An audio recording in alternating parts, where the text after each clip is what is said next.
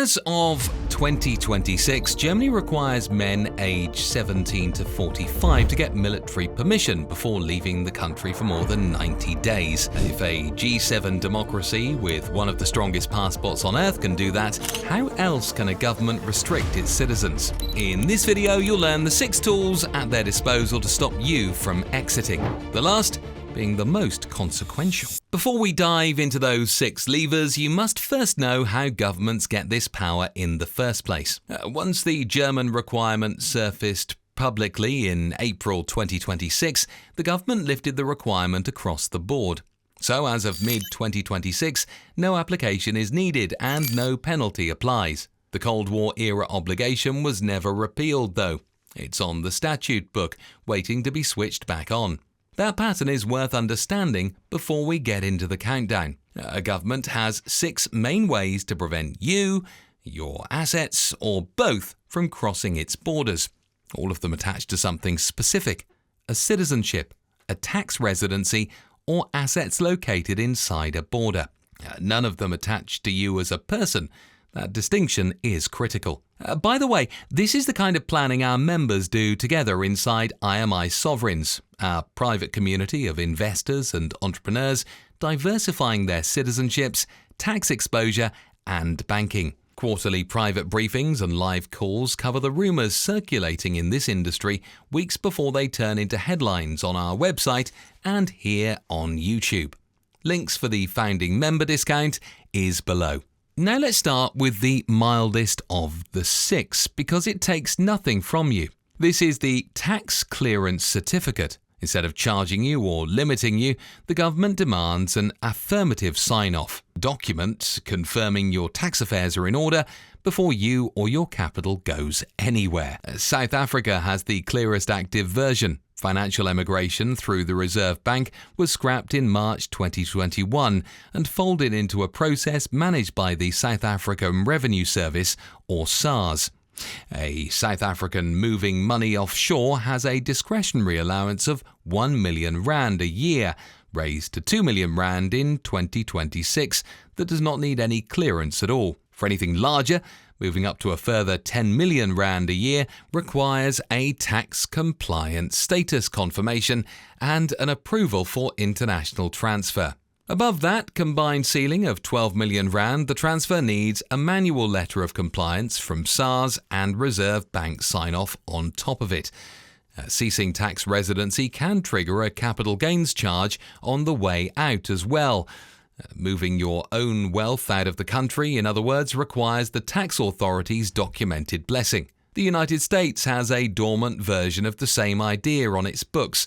The tax code requires departing resident and non-resident aliens, with some exceptions, to obtain a certificate of compliance from the Internal Revenue Service, filed on Form 1040C or Form 2063. And known as a sailing permit, confirming their US tax is settled before they leave. The rule is more than a century old, rarely enforced, and most people who technically owe it have never heard of it.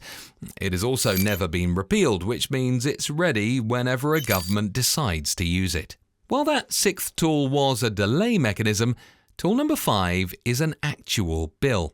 An exit tax is triggered by the act of leaving the tax system rather than by selling anything. The government treats your worldwide assets as though you sold them the day before departure, then taxes the paper gain even though cash hasn't changed hands. Most countries that impose one tie it to tax residency. Canada, Australia, Norway, Japan, France and Germany all use some form of deemed disposal when you cease being a tax resident. The thresholds vary more than you'd expect. Japan's regime starts at 100 million yen in covered assets, low enough to catch an ordinary equity portfolio. France applies its charge to shareholdings worth 800,000 euros or more, or at least 50% of a company. Germany's Wegsteuersteuer targets holders of at least 1% of a corporation. The United States is the outlier because it ties the tax to citizenship itself. An American cannot end the obligation by moving abroad, since the country taxes its citizens on worldwide income wherever they reside, earn, and bank. Only renunciation ends it, and renunciation is what triggers the exit tax. That charge falls on covered expatriates, a status you reach by meeting any one of three tests. 1. A net worth of $2 million or more. 2. An average annual net income tax liability above $211,000 over the prior 5 years for 2026. 3. Or a failure to certify 5 years of full tax compliance. For 2026, the first $91,000 of net unrealized gains is excluded, and gains above that are taxed at capital gains rates. Notice what that means for timing, though. The exit tax attaches to the residency or citizenship you're shedding, so when wealth and tax residents are concentrated in one high-charge country, the departure bill lands in full. A second passport acquired on the way out does nothing about it. The defense is structural. Tool number 4 costs you the passport itself. A passport is state property, and a growing number of debts can cost you the right to hold one. The United States ties this directly to tax. A 2015 federal law, the FAST Act, lets the IRS certify a seriously delinquent tax debt to the State Department, which can then deny a passport application, refuse a renewal, or revoke a passport already issued. If you're overseas when it happens, the departure can limit your passport to a single trip home. For 2026, a seriously delinquent tax debt means more than $66,000 in unpaid federal tax, including penalties and interest, with a filed lien or levy behind it. That figure is adjusted for inflation each year from a base of $50,000. The same lever reaches beyond tax.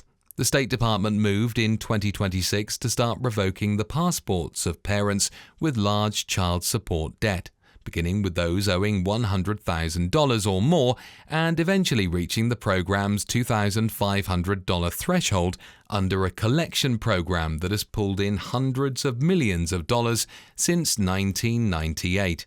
For someone holding a single US passport, a revocation can strand them inside the country with almost no warning. For a dual national, the same event is an inconvenience rather than a grounding, because a second travel document gets you moving while you resolve the debt. A single passport is a single point of failure, and this is the tool that proves it. Tool number 3 punishes nothing at all because it attaches to an obligation you never agreed to. Conscription is compulsory military service backed in many countries by exit controls that prevent service-age men from leaving. Between roughly 60 and 85 countries conscript at least part of their citizenry, and the number is rising. Latvia reinstated conscription in 2024. Croatia is following from 2026, and Germany cleared a new service law in December 2025. Ukraine is the hardest current case. Under martial law, men aged 18 to 60 generally cannot leave, subject to exemptions, and they need a military registration document to cross the border. Since August 2025, men aged 18 to 22 have been permitted to leave freely, though the restriction applies to everyone older. South Korea can call up dual national men, sometimes catching them on a visit. The singer Yoo Seung-jun, who had publicly promised to serve, took US citizenship in January 2002 before his scheduled enlistment. Seoul has blocked his return for some 24 years, and he is litigating that ban to this day. Israel, Greece, Turkey and Russia all assert service obligations on citizens abroad under various conditions. Germany's new framework reaches beyond the draft. Alongside a conscription register, it extended that dormant 1965 provision into peacetime, requiring men aged 17 to 45 to seek permission before leaving for more than 3 months. This is where a second passport helps least. Conscription attaches to your first citizenship, and acquiring a new one rarely cancels the service obligation of the old one. Renouncing the original may be the only clean exit, and some states make that difficult or condition it upon completing service first. Tool number 2 decides where your money is allowed to go. Capital controls limit how much you can move out of a country or freeze it in place entirely. Your body can be free to leave while your capital is not. They also appear fast. Governments announce them over a weekend with banks already closed, precisely so there's no window to react. Cyprus is the clearest recent example. During the 2013 banking crisis, the country shuts its banks, imposed withdrawal and transfer limits that lasted about 2 years, and converted a portion of uninsured deposits above €100,000 into bank equity. Ultimately, close to half of those balances at Bank of Cyprus. Depositors who thought they were sitting on cash discovered they owned shares in a failing bank instead. Argentina has cycled through currency controls for years, rationing access to dollars.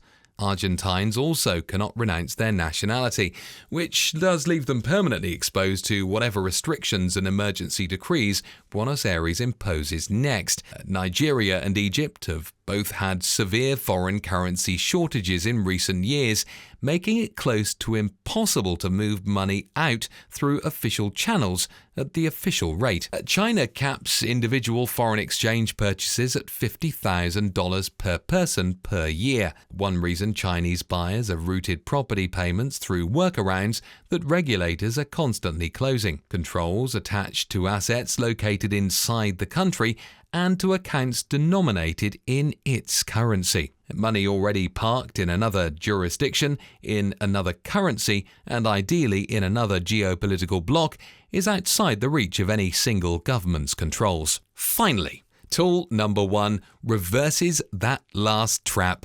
completely.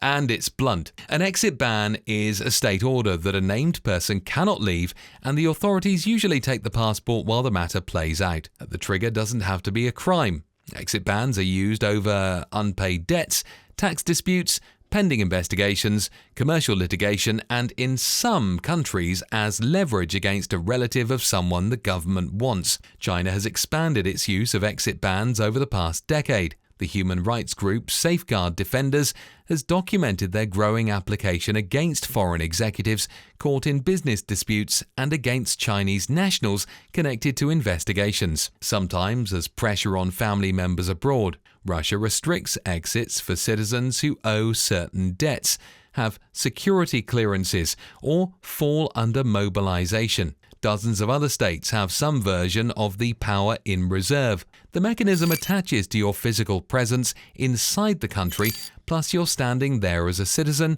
resident, or party to a dispute. A second passport does nothing for you while you're inside the banning state and subject to its order. What it changes is the situation on either side of that. A person whose base is elsewhere is far less likely to be inside a high-risk country when the ban lands, and has somewhere to go if it's ever lifted. Now, run back through the 6 and the pattern makes itself clear. An exit ban needs you physically inside the country. Capital controls reach the money you left behind. An exit tax hits the residency you're shedding. Conscription is tied to the citizenship you were born with. A clearance certificate depends on one tax authority, and a passport can be withdrawn by the single government that issued it. Each of them is most restrictive and impactful when your citizenship, banking, and assets are all concentrated in one place. That concentration is the common variable, and it's the one you have control over. None of this means the tools are common. Most people will never face an exit ban, a frozen account, or a revoked passport, and most who move abroad will deal with an exit tax at worst. Diversification is not a cheat code either. A second passport does not close to nothing against conscription in your first country, and it will not erase a US exit tax, for instance. What a second citizenship, a tax residency, and assets spread across jurisdictions do is remove single points of failure. A backup travel document if one passport is pulled. An account in another block if one banking system freezes. A tax residence that answers to more than one authority. a landing spot you can enter without anyone's permission. Most people plan a move around the destination. The more useful exercise is to look back at the country you're leaving, ask what leverage it has over you once you've gone, and decide how much of that leverage you're willing to concentrate in a single state's hands. So that covers what your first country can do to you on the way out. The next question is what your second one will do for you once you're abroad, because a passport is not just an exit document. It's who picks up the phone when things go wrong overseas. We analysed which citizenships give you the strongest consular protection during war, conflict, a pandemic, or any other crisis that catches you outside your home country. That video is on your screen now. Subscribe if you want more on global mobility and investment migration.